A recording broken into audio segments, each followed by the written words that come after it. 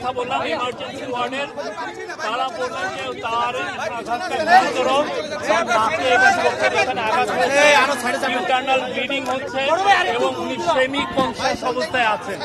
তো ডাক্তাররা একটু পরে তাকে আইসিইউতে নিবেন ফার্দার অবজারভেশনের জন্য। আরো কিছু কিছু টেস্ট আছে, সেই তার উপরে আঘাত খুবই ন্যাক্কারজনক একটা ঘটনা, আমরা এটা নিন্দা করি।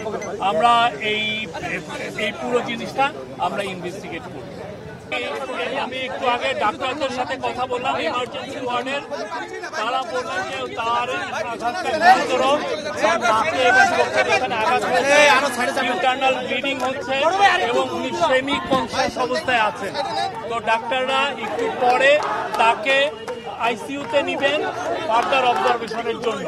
আরো কিছু কিছু টেস্ট আছে, সেই তার উপরে আঘাত খুবই ন্যাক্কারজনক একটা ঘটনা, আমরা এটা নিন্দা করি। আমরা এই পুরো জিনিসটা আমরা ইনভেস্টিগেট করি।